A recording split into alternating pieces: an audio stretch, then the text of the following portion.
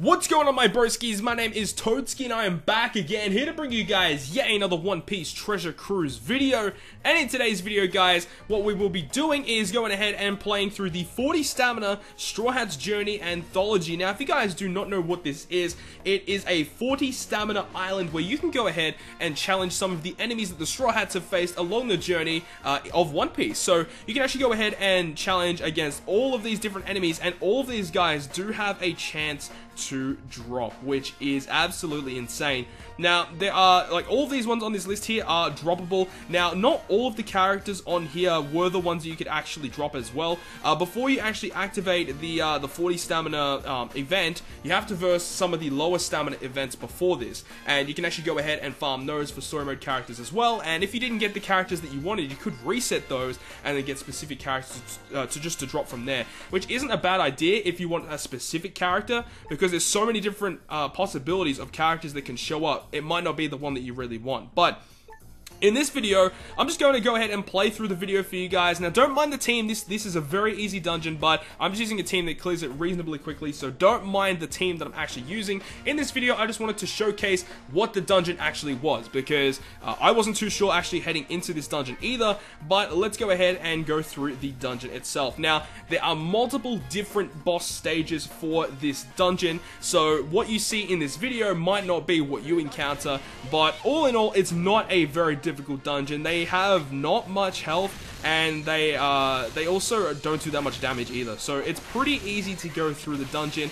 This first stage here, you can actually just go ahead and pick up some boosters or evolvers. There are, I believe, 3 different stages in here that have boosters and evolvers, so if you need some rainbow units, you actually can go ahead and farm them from this dungeon as well. This dungeon also drops cotton candy as well, so if you are looking for candy for some of your characters, your legend characters or whatever, you can farm from here as well, which is really, really awesome. So in this first room here, we got Gidatsu as our first story mode character. Not the greatest, and we actually dropped some cotton candy, which is nice. Stage 3, we have Miss Merry Christmas, and we also have Mr. Fall. Now, as you can see, a lot of these guys actually will have barriers, so bringing a Blackbeard team might not be the worst idea ever. That actually might be pretty useful. But let's go ahead and see how much damage that these guys actually can withstand from us. Probably not too much here. Will the perfect actually go through and kill him? No, so it did half damage there. But that's fine. These guys, as you can see, they are very, very easy to take down, because remember, this is only a 2.5 times captain at the moment, so this is very, very easy. Stage 4, we have another booster and evolver stage, so you got some seahorses, you got an elder turtle as well, a penguin.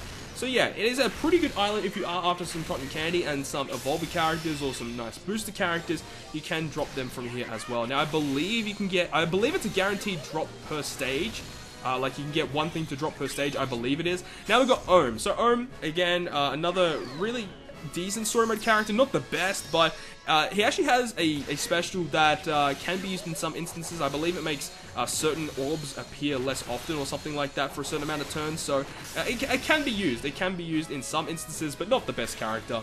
Stage 6, Sentomaru. This is actually a character I really, really would love to get. Sentomaru is probably the most annoying person to deal with in this whole story mode, because they have a damage limiter and they have a barrier, but it is only for 2 turns, and Sentomaru is on a 3-turn cooldown. So it is a little bit easy to take down, but it's just for the first 2 turns, you basically are doing, like, no damage whatsoever. So what you could do is just stall out the first 2 turns and wait for the barriers and stuff to disappear, and then you can go ahead and do damage to Sentomaru. But I will just go ahead and try and deal as much damage as I can. I will keep that purple orb on Shanks and use that for the following turn. And as you can see here, after the first 2 turns, the damage limiter and the barrier do disappear. So that does give us an opportunity now to go ahead and deal lots of damage to Sentomaru and hopefully get the drop. Can we get the drop of Sentomaru?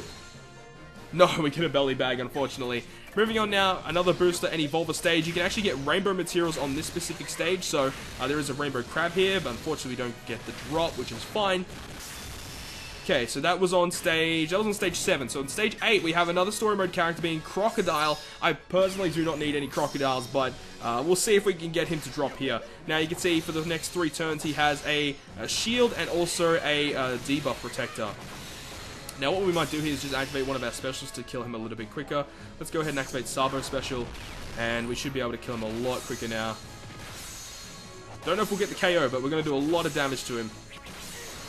Boom, there we go. Easy, easy.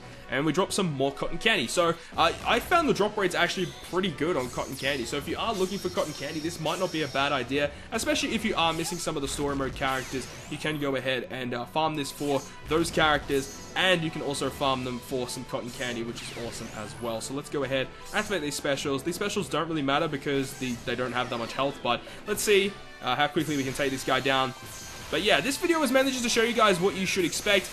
They recommend pirate level 90 in order to actually take this on. So as you can see by their recommendation, it's not supposed to be a very hard dungeon. It is a little bit of a shame that it costs 40 stamina to run though. I do believe that's a little bit harsh, but it is what it is. You can get some pretty nice drops from here. As you can see, we dropped 3 cotton candy from that run there, which is quite nice. But hopefully you guys did enjoy this little video, just giving you guys a little bit of detail about what you should expect. Hope you guys did enjoy it, and if you guys did, make sure to smack the like button down below. And if you want to stay up to date with all the content I post, including more One Piece Treasure Cruise content, make sure to hit the subscribe button down below.